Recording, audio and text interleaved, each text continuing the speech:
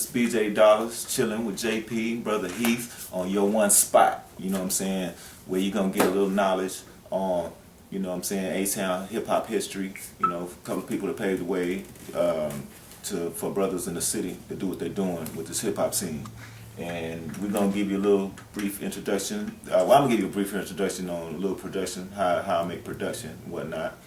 And actually, I have a video that just became #1 in Austin, and I did the production for it, you know, and I'm real happy about that, and I feel blessed, you know what I'm saying. A lot of brothers taught me knowledge about the ASR-10, which I choose to work with and do my production, and I got to give credit to brothers like DJ Crash, Big Scar, Casanova, Fly, you know what I'm saying, DeMarco. A lot of people back in the days who gave me a little knowledge on this board.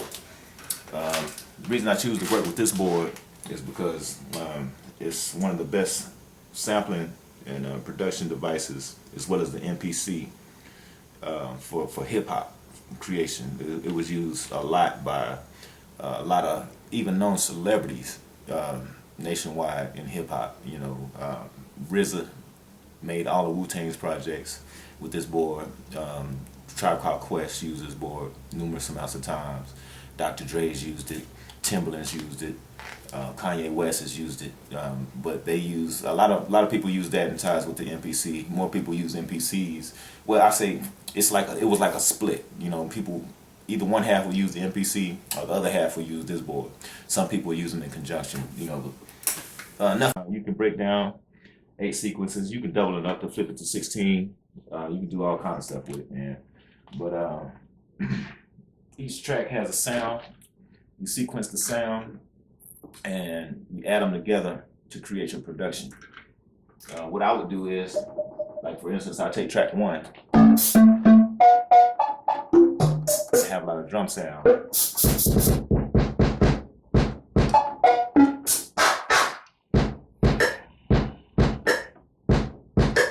Find what you're looking for, you know what I'm saying?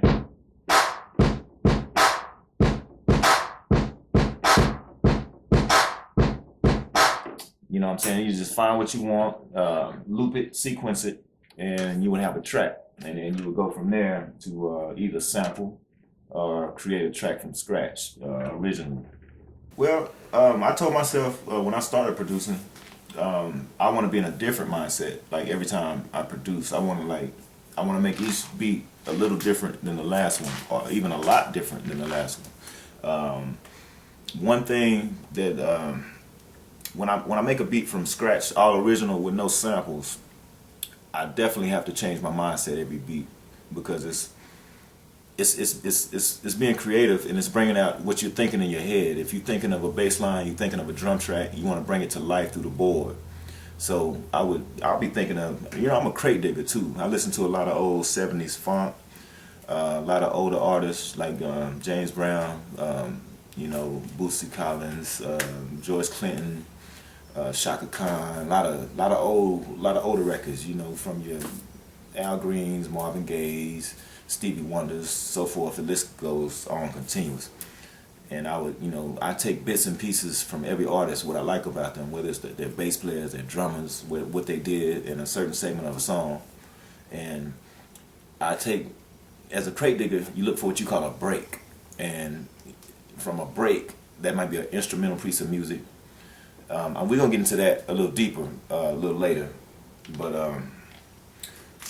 when I'm sampling, when I make a beat from a sample, I go into the mind state of like, what sample do I want to use? What was so funky that I can't replay? And I want that essence of the original sound. I don't even attempt to replay it because I can't do it.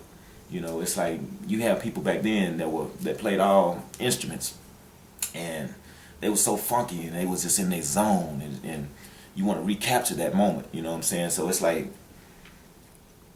I'm not gonna attempt to do what they were doing. So I'll just sample it straight up, and I'll put my sounds over it, and I'll loop it to create a beat. You know what I'm saying? So it's just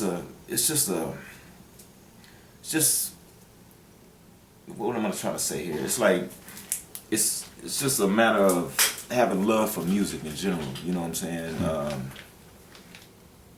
Trying to create what 70s artists was doing in their time and trying to create it to the best of your ability in that essence, you know.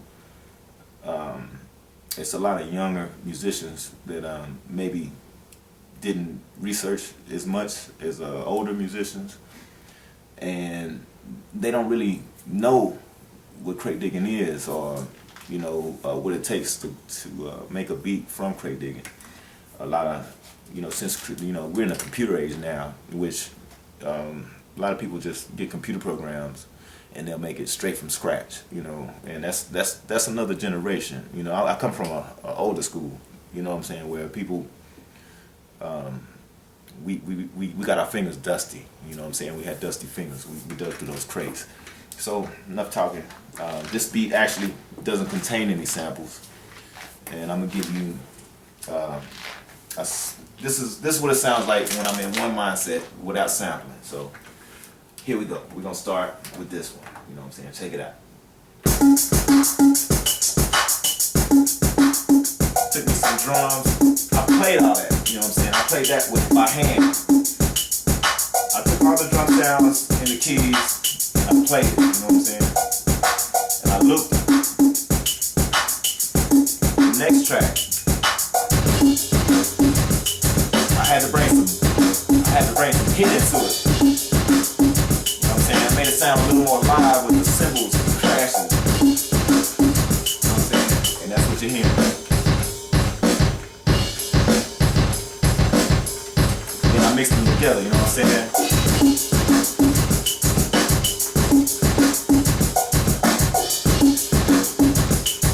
And you know, people have systems out there in their cars. You gotta bring that bass. You gotta have the bass line that ride. You know what I'm saying? So I took me some. I ain't gonna tell you what kind of bass. You know what I'm saying? I sprinkle that in there.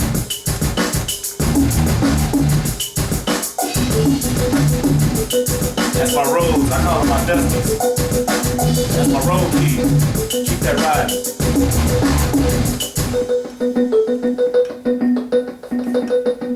You know what I'm saying? Just make a little funk, you know what I'm saying? That's just that extra flavor to keep it rolling, you know what I'm saying?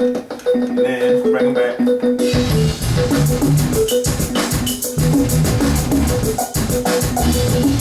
What else do we need for a track? Let's see.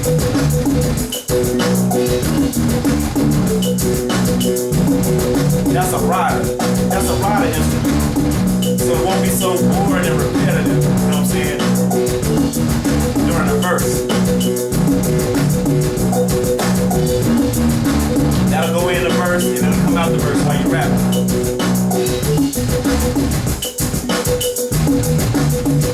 know what I'm saying?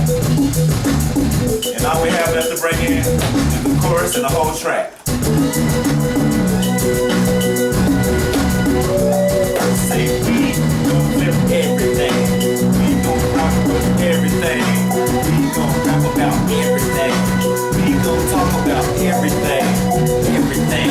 Everything. That's the name of this track. I call it everything. You know what I'm saying? That's your version. You know what I'm saying? All you MCs out there, I got these tracks. If y'all need them, holla at me. DJ Dollar@gmail.com. And I'm chilling with Brother Heath. My fan here, JP. Very knowledgeable brother. You might want to get at him too. And we on your one spot. You know what I'm saying? We're gonna ride on out.